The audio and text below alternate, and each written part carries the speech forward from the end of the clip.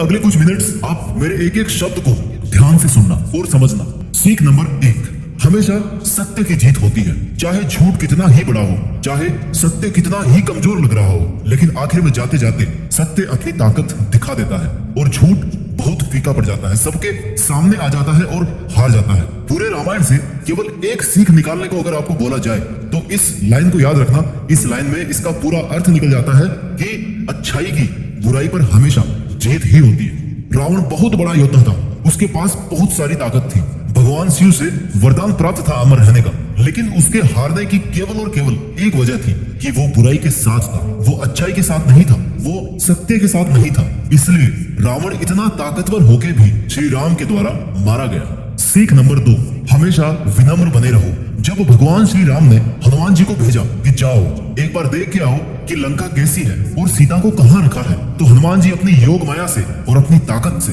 माता सीता के पास पहुंच गए। उनमें बहुत ताकत थी, पूरा पहाड़ उठा के ले आए थे लक्ष्मण जी को बचाने के लिए। तो सीता माता को तो आराम से कंधे पर बिठा के ले आते, उड़कर आ जाते, लेकिन वे विनम्र बने रहे। उनका फंडा क्लियर था कि जैसा भगवान श्री राम ने बोला है केवल वैसा ही करूंगा। वो चाहते तो उनके लिए क्या मुश्किल था अपनी शक्ति प्रदर्शन करना, पर वे विनम्र बने रहे। हनुमान जी का ये गुण हमें बहुत कुछ सिखाता है। हमने थोड़े से पैसे क्या कमा लिए कि हमारे अंदर ईगो आ जाता है, घमंड आ जाता है और हम दिखाने में आ जाते हैं, जबकि होना क्या चाहिए? हनुमान जी की तरह विनम्र होना चाहिए। सीख नंबर 3, your duties are greater than your personal interest. आपके निजी स्वार्थों से कहीं ज्यादा बड़ी है आपकी जिम्मेदारियां। भगवान श्री राम को पुरुषोत्तम क्यों कहा जाता है? क्योंकि श्री राम से ज्यादा उत्तम कोई और पुरुष है ही नहीं इस सृष्टि में। और जब वो खुद इतने उत्तम हैं, तो फिर उन्होंने रामायण के अंत में सीता माता को क्यों छोड़ा और सीता माता क्यों जंगल निवास में गई? उनका मानना था कि राजा और रानी वो होते हैं जिन पर उनकी प्रजा भरोसा करे, जिन पर बिल्कुल भी संदेह ना करे, बिल्कुल भी संकोच ना करे।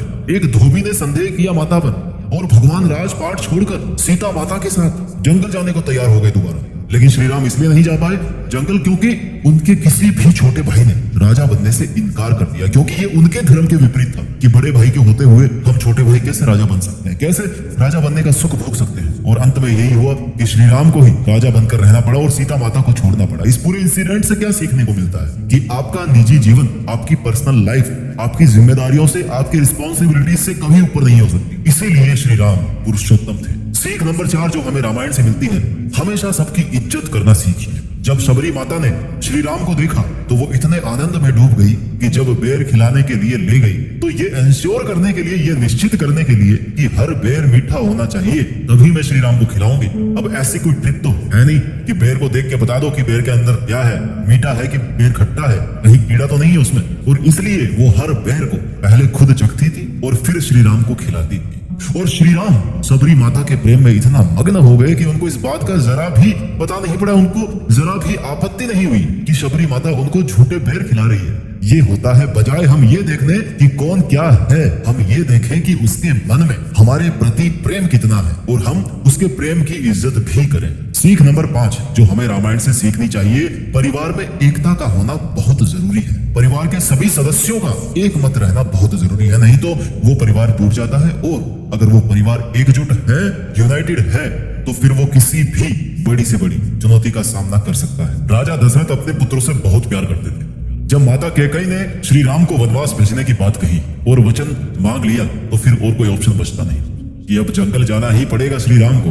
राजा दशरथ का एक मन तो ये कह रहा था कि पुत्र को रोक ले, और दूसरा मन ये कह रहा था कि वचन भी दे दिया है, निभाना पड़ेगा। तो भगवान राम ने कहा कि रघुकुल रीत सदा चली आई, प्राण जाए पर वचन ना जाए। ये पिताजी आपसे ही सीखा है कि हमारे परिवार की परंपरा चली आई है कि भले ही प्राण चले जाएं, लेकिन एक बार वचन निकल गया मुंह से, दिल से, मन से, तो वचन का मान रखना चाहिए, उस वचन को निभाना है। भगवान राम चले गए वनवास में तो उनकी पत्नी भी उनके साथ गई, उनका भाई लक्ष्मण उनके साथ गया। जब वो सब जंगल चले गए तो राजा दशरथ ने दुख ही दुख में अपने प्राण त्याग दिए, जिससे पता पड़ता है कि वो कितना प्रेम करते थे अपने पुत्र से, कितना प्रेम था उनके परिवार में। और जब दशरथ स्वर्ग चले गए तो अब राजा कौन बने? कायदे से तो श्री राम को बनना चाहिए, वो है नहीं, तो उनके बाद में जो बड़ा भाई है वो बनेगा। लक्ष्मण जी भी नहीं है, भरत का नंबर आया। आजकल की पॉलिटिक्स होती तो आराम से बन जाते भरत, लेकिन श्री राम के भाई भरत ने श्री राम की चरण पादुकाएं यानी कि उनकी चप्पल को सिंहासन पे रखकर भगवान श्री राम के नाम पर राज्य का कार्यभार संभाला। और कभी भी अपने आप को राजा नहीं माना, कभी भी अपने राज्य पर आंच नहीं आने दी। ये होता है परिवार का प्रेम, जो आजकल की सोसाइटी में पता नहीं कहां खो गया है। हर चीज के टुकड़े हो जाते हैं भाइयों के बीच तुरंत, ये तेरा ये मेरा, दैट्स इट। हमें रामायण से ये सीखना चाहिए कि परिवार अगर एकजुट रहता है ना, तो हर मुसीबत का, हर रावण का सामना बड़े आराम से किया जा सकता है, हर वनवास का, हर जंगल का सामना आराम से किया जा सकता है। सीख नंबर 6 जो हमें रामायण से सीखने को मिलती है कि हमेशा चाहे कुछ भी हो, हमेशा सही का रास्ता चुनो। अगर आपको सही का साथ देने के लिए या सच्चाई का साथ देने के लिए अपने घर परिवार या अपने धर्म को भी छोड़ना पड़े ना, तो पीछे नहीं हटना चाहिए। उदाहरण है रावण के छोटे भाई विभीषण का। विभीषण रावण के छोटे भाई थे, लेकिन धर्म प्रेमी थे, शांति प्रिय थे। वो चाहते तो लंका में ऐशो आराम में रहते और रावण के मरने के बाद वैसे ही उनको राजा बनना था, लेकिन नहीं, उनको बुराई के साथ रहना ही नहीं था, उनको केवल सच्चाई का साथ देना था। इसलिए वो रावण का सर्व सुख संपन्न माहौल छोड़ करके भगवान राम के शरण में आ गए सच्चाई का साथ देने के लिए। आप हमेशा सही का रास्ता चुनो, भले ही आपको कितनी ही मुसीबतें आए, भले ही आपको किसी का भी साथ छोड़ना पड़े। सीख नंबर 7 जो रामायण हमें सिखाती है, हमेशा अपनी संगत बढ़िया रखिए। माता कैकेयी ने वनवास दिया श्री राम को, क्यों दिया? माता मंत्रा के कहने पर। क्यों? ताकि जब श्री राम जंगल चले जाएं तो राजपाट किसको मिले? भरत को मिल जाए। वनवास दे दिया, वनवास अप्रूव भी हो गया, जंगल भी चले गए, लेकिन उसके बाद क्या हुआ? गलती का रियलाइजेशन, वो फेज सबकी लाइफ में आती है। और उसके बाद क्या बची? केवल गिल्टी बची और कुछ नहीं बची। फिर पता चला कि हे भगवान, मैंने ये क्रोध में और लालच में क्या कर डाला, कोई तो मुझे माफी दे दे। माफी भी मांगी श्री राम से जंगल में जाके कि आ जाओ, लौट जाओ, पर अब पछताए क्या होता जब चिड़िया चुग गई खेत। ये सब कुछ हुआ संगत की वजह से। बुरी संगत से अच्छा है कि किसी की संगत ही ना हो। You are the average of your 5 friend. आप उन 5 लोगों के कैरेक्टर के एवरेज हो जिनके साथ आपका उठना बैठना है, आपका रहना है, आपका घूमना फिरना है। जो आपके दोस्त हैं, जो आपके क्लोज, उन 5 लोगों के आप एवरेज हो। इसलिए अपनी संगत बढ़िया रखिए। सीख नंबर 8 माफ करना बदला लेने से कहीं ज्यादा गुना बड़ा होता है। जब लक्ष्मण ने शूर्पणखा का नाक काटा ना, तो वो रोती हुई अपने भाई रावण के पास गई। रावण अगर वहां पर लक्ष्मण से बदला लेने की बजाय उसको माफ कर देता तो जिंदा रहता, पर उसने बदला लेने की सोची, और जब बदला लेने की सोचकर गया वो माता सीता को किडनैप करके ले आया, यानी कि बदले की भावना में गलतियों पर गलतियां कर बैठा, तो फिर नतीजा तो वही होना था जो आपने देखा, जो आप जानते हैं। किसी भी विवाद को समाप्त करने के 2 ही ऑप्शन है कि या तो माफ कर दो सामने वाले को, या फिर उसको साफ कर दो। और अगर माफ कर दिया तो ठीक है, मामला शांत है। अगर साफ करने की सोच के जाओगे ना, तो पता नहीं वो साफ होगा कि आप साफ होंगे। इसलिए कहा जाता है कि forgiveness is always better than revenge. माफ करना बदला लेने से कहीं ज्यादा बेटर ऑप्शन होता है। ये बात मैं नहीं बोल रहा, ये बात रामायण से हमें सीखने को मिलती है। सीख नंबर 9 जो हमें रामायण सिखाती है,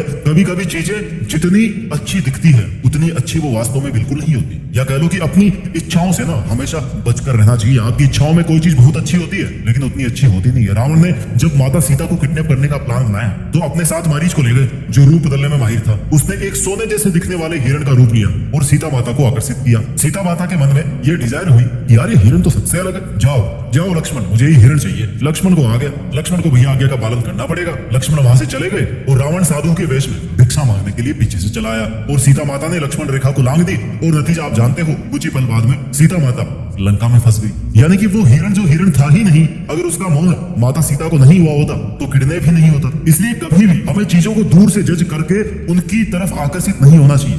लालच और इच्छाएं बड़ी बुरी चीजें हैं। सीख नंबर 10 समस्त जीव जंतुओं के प्रति हमें प्यार करना चाहिए। इस धरती को केवल इंसान ही नहीं चलाते हैं, बल्कि पेड़ पौधे, जीव जंतु, जानवर, सबका रोल है इसमें। एक इकोसिस्टम बना हुआ है जिसमें हम सब एक दूसरे पर डिपेंड हैं। हमें सबको प्यार करना चाहिए और किसी के भी जीने का हक नहीं छीनना चाहिए। रामायण में देखिए, हनुमान जी कौन थे? वानर। राम सेतु किसने बनाया? वानरों की सेना ने। जटायु कौन थे? एक गिद्ध। लक्ष्मण की जान किसने बचाई? जड़ी बूटी ने, यानी कि पेड़ पौधों ने। एक वानर लेके आए थे हनुमान जी। यहाँ तक कि गिलहरी ने भी सहयोग किया पुल बनाने में, और कहा जाता है कि गिलहरी के पीठ पर जो धारियां होती है ना, ब्लैक एंड व्हाइट, वो भी श्री राम के हाथ रख देने की वजह से हुई है। फिर जो भी हो, लेकिन पूरे सीन से ये समझ में आता है कि इस नेचर में हर जीव जंतु का रोल है, सबको जीने का हक भी है। इस सृष्टि की हर रचना के साथ प्यार करना सीखिए। ये जीव जंतु पेड़ पौधे आपने नहीं बनाए, ऊपर वाले ने बनाया, उसी ने बनाया जिसने आपको बनाया है, इसलिए उनसे भी प्यार करना सीखिए। ये रामायण ग्रंथ बोलता है। सीख नंबर 11 दुश्मन की भी खूबियों का सम्मान करना चाहिए। रावण ने भले ही बहुत बड़ा पाप किया हो, लेकिन जब वो मरने वाला था ना, तो श्री राम ने लक्ष्मण जी को भेजा कि जाओ रावण से कुछ सीख करके आओ। लक्ष्मण जी बोले कि भैया ये क्या बोल रहे हो? जिस आदमी ने सीता माता का अपहरण किया, जिसको आपने मारा, जो इतना गंदा इंसान था, उससे आप मुझे सीखने को बोल रहे हो? तो श्री राम ने कहा कि रावण के कर्म बुरे थे, लेकिन उसके पास में ज्ञान बहुत था, वो एक बहुत बड़ा ज्ञानी आदमी था, उससे कुछ ज्ञान लेकर के आओ। और जब लक्ष्मण जी गए रावण के पास, तो रावण ने कहा कि कभी भी अच्छे काम को कल पर नहीं टालना चाहिए और उसको तुरंत कर लेना चाहिए। बोला कैसे? बोले कि अगर मैं अच्छाई के साथ समय पर आ जाता, श्री राम की शरण में समय पर आ जाता, तो आज मैं यहाँ पर नहीं पड़ा होता, मेरे भी घर वाले खुश रह रहे होते, मैं भी महल में आनंद ले रहा होता। लेकिन मैंने सही समय पर सही काम, अच्छा काम नहीं किया, अच्छाई की शरण में नहीं आया, मैं सही रास्ते पर नहीं आया, इसलिए आज मैं यहाँ पर मरने की हालत में पड़ा हुआ हूँ। भले ही श्री राम ने रावण को मारा, लेकिन उसके ज्ञान का वो सम्मान करते थे, इसलिए लक्ष्मण को उसके पास ज्ञान लेने के लिए भेजा। इसलिए अगर हमें दुश्मन से भी कुछ सीखने को मिले ना, तो सीखना चाहिए। सीख नंबर 12, नारी शक्ति। नारी जो भी होती है ना, उसके पास में बहुत शक्ति है, बहुत ताकत है, बहुत जिम्मेदारी है। रामायण में नारी शक्ति के बारे में अच्छे से समझ आता है। एक नारी को जो किरदार निभाने पड़ते हैं ना इस दुनिया में, वो एक माँ का हो सकता है, एक बहन का हो सकता है, एक दोस्त का हो सकता है, एक पत्नी का हो सकता है। और हर एक किरदार का अपने आप में एक बहुत बड़ा रोल है। माता सीता चाहती तो महल में रहती आराम से, क्यों जंगल में जाती? पर उन्होंने हंसते हंसते जंगल के निवास को स्वीकार कर लिया कि जहां मेरे श्री राम जाएंगे, मैं वहीं पर रह लूंगी, फिर चाहे वो कांटे हो, सर्दी हो या गर्मियां हो। उन्होंने लंका में रहते हुए भी पत्नी धर्म को बहुत अच्छे से निभाया और एक मिसाल पेश की। सीख नंबर 13 जो हमें रामायण से सीखने को मिलती है, रिश्ते पैसों से ज्यादा बढ़कर है। अब देखिए आप श्री राम का वनवास, माता सीता भी चली गई, भरत भी एक्टिंग किंग बनकर रहे और कभी भी अपने आप को राजा नहीं माना। लक्ष्मण ने छोटे भाई होने का फर्ज अच्छे से निभाया, यानी कि कोई महल नहीं था, कोई पैसों का मैटर ही नहीं था, लेकिन फिर भी रिश्ते कितने अच्छे से चल रहे थे। रिश्ते अगर निभाना जानते हो तो पैसा कुछ भी नहीं है, धन दौलत कुछ भी नहीं है पैसों के सामने। इसलिए रामायण के लक्ष्मण और सीता माता की तरह अगर धन दौलत और रिश्तों में किसी एक को चुनना पड़े ना, तो हमेशा रिश्तों को ही चुनना चाहिए। सीख नंबर 14, माँ बाप की इज्जत। माँ बाप की इज्जत कीजिए, करना सीखिए। जब माता कैकेयी ने कहा कि अब तो राम को वनवास जाना ही पड़ेगा, तो श्री राम ने एक भी क्रॉस क्वेश्चन नहीं किया कि क्यों जाना है, कब जाना है, कहाँ रहना है, कैसे रहना है, खाना कहाँ मिलेगा। नो, उनके दिमाग में क्या था? एक तो माता का आदेश और दूसरा पिता का वचन। यानी कि माँ बाप ने अगर कुछ कहा है तो उसमें कोई ना कोई बात जरूर है, उसमें कोई ना नुकुर नहीं है, वो करना है मतलब करना है। There is no second thought. अब चाहे उसका पालन करने में जान ही क्यों ना निकल जाए, पर उसको फॉलो करना है तो करना है। सीख नंबर 15 जो रामायण से हमें सीखने को मिलती है कि कुछ भी करने से पहले अच्छे से सोचना जरूर चाहिए। जैसे रावण ले गया सीता माता को और कैकेयी ने दे दिया वनवास। अगर कैकेयी ने सोचा होता वनवास देने से पहले, तो श्री राम को कभी जाना ही नहीं पड़ता। और रावण ने सोचा होता ऐसी हरकत करने से पहले, तो उसका भी वध हुआ ही नहीं होता। कुछ भी करने से पहले 2-3 बार ठंडे दिमाग से जरूर सोचो कि करने क्या जा रहे हो, कि क्या मैं जो करने जा रहा हूँ वो एथिकली सही है या रॉन्ग है, उसके क्या क्या प्लस पॉइंट्स है और क्या क्या माइनस है। ये डिसीजन मेकिंग करना बहुत जरूरी है। आज की डे टू डे लाइफ में हम बहुत सारे काम ऐसे करते हैं जिनके बारे में हम सोचते नहीं है और लास्ट में पूरा खेल बिगड़ जाता है। थोड़े से स्वार्थ की वजह से, थोड़े से गुस्से की वजह से पूरा काम गड़बड़ हो जाता है, थोड़ी सी मिस प्लानिंग की वजह से, नहीं सोच पाने की वजह से पूरा काम गड़बड़ हो जाता है। कुछ भी करने से पहले अच्छे से सोचना जरूर चाहिए। सीख नंबर 16 जो हमें रामायण से सीखने को मिलती है, ऑलवेज हैव हेल्पिंग नेचर। हमेशा किसी का भला करने की सोचिए। श्री राम ने कभी भी किसी की हेल्प करने का अगर मौका आया उनके पास, तो उसको मना नहीं किया। सुग्रीव की हेल्प करी, जटायु की करी, सबरी माता की हेल्प करी, सबकी हेल्प करी। जो सामने आता गया उस पर दया करते हुए। इंसान ही अगर इंसान के काम नहीं आएगा तो क्या मशीन थोड़े काम आएगी? ये बात आज के जमाने में हम सबको समझनी चाहिए। We should always have helping nature towards everyone. क्या पता किस पल की गई मेहनत किस पल काम आ जाए, किस पल की गई मदद किस पल हमारे काम आ जाए। सीख नंबर 17 अपनों से छोटों की रक्षा करें। ये हमारा धर्म है, ये हमारी जिम्मेदारी है, ये हमारी ड्यूटी है। अगर हम बड़े हैं और पावरफुल हैं तो हमारी जिम्मेदारी बनती है कि हम अपने से छोटों की या सोशल स्टेटस में जो अपने से नीचे के लेवल है, वहां पे जो लोग हैं उनकी हम हेल्प करें, उनकी रक्षा करें। उनकी रक्षा करने से हम उनको भी आगे बढ़ने का अवसर देते हैं। और क्या पता कल को कोई इतना विकास कर ले कि आजीवन आपका एहसानमंद रहे, और ना भी रहे तो भी आपको तो ऐसा गुण बनाना है अपने आप में कि आप अपने से छोटों को प्रोटेक्ट करें। सीख number 18 be honest friend for life time. अगर दोस्ती करो तो ऐसी करो कि ईमानदारी कूट कूट के भरी हो, आंख बंद करके दोस्त आप पर भरोसा कर सके। सुग्रीव और श्री राम की जब मुलाकात हुई ना, तो सुग्रीव बहुत बड़ी परेशानी में थे, बाली से परेशान थे। बाली उनका भाई था। श्री राम ने उनकी हेल्प करी और टाइम आने पर सुग्रीव ने भी श्री राम की हेल्प करी। Always keep your word, keep your promises. अक्सर ये होता है कि समय के बदलते ही ना, अपनी जरूरत पूरी होते ही लोग बदल जाते हैं, पर ऐसा नहीं होना चाहिए। सीख नंबर 19 give best to your relations. Ramayan में ऐसे बहुत सारे एग्जांपल्स मिलते हैं जिनसे ये जानने को मिलता है कि रिश्तेदारी कैसे निभाई जाती है। माता Sita was best wife, Ram best husband थे, बेस्ट राजा थे, बेस्ट पुत्र थे, लक्ष्मण और भरत वो भी बेस्ट भाई थे, हनुमान जी बेस्ट भक्त थे, सुग्रीव बेस्ट फ्रेंड थे। आज के समय में अगर हमें किसी रिश्ते को संभालने में दिक्कत होती है तो इन रिश्तों के बारे में हमें जरूर स्टडी करनी चाहिए। पहले के जमाने में एक से ज्यादा शादियां करना राजाओं के लिए आम बात होती थी, यहाँ तक कि श्री राम के पिताजी ने भी एक से अधिक शादियां करी थी, उनकी एक से अधिक पत्नियां थी। पर इसके बाद भी भगवान श्री राम ने केवल एक ही शादी करी और आजीवन केवल माता सीता से ही संबंध जोड़ के रखा। ये एक बहुत बड़ा एग्जाम्पल है आज की सोसाइटी के लिए, जहां पर तलाक एक आम बात हो गई है। सीख नंबर 20, आप कितने ही बड़े बन जाओ पर आपकी इच्छाएं और आपका घमंड ना आपको लेकर के बैठे, आपको ले बैठेगा। रावण बहुत बड़ा ज्ञानी आदमी था, बहुत बड़ा पंडित आदमी था, शिव भक्त, लेकिन मर क्यों गया? किसी भक्त की मौत होती है कभी इस तरह से? क्यों? क्योंकि घमंड था, घमंडी था वो, कर्म बुरे थे। घमंड आपको रियलिटी नहीं देखने देता मेरे भाई, और बुरे कर्म आपको कभी भी ऊपर नहीं आने देंगे, बल्कि आप पर बोझ पे बोझ बढ़ाते रहेंगे और आप डूबते रहोगे, आपके घुटनों में जान नहीं बचेगी, घुटनों पे आ जाओगे। सीख नंबर 21, हार कर भी जीतना सीखो, ना कि जीत कर भी हारना। ये एक बहुत बड़ी कला है। जीत कर भी हार गए तो क्या जीते, और हार कर भी जीत गए तो क्या खूब जीते। जटायु ने अपने प्राण त्याग दिए श्री राम के लिए, लेकिन अपने जीवन का मकसद पा लिया। देखो, उनका मकसद था कि अगर प्राण जाए तो केवल भगवान के लिए, और प्राण गए तो किनके लिए? भगवान के लिए गए, श्री राम के लिए गए। अब इसको आप मरना बोलोगे, अमर होना बोलोगे, मर्जी आपकी है। कई बार हमें लगता है कि हम हार रहे हैं या हार गए हैं, लेकिन तब हमें यह देखना चाहिए कि हम हार कर भी क्या अचीव कर गए हैं। हार करके भी जीतना सीखो।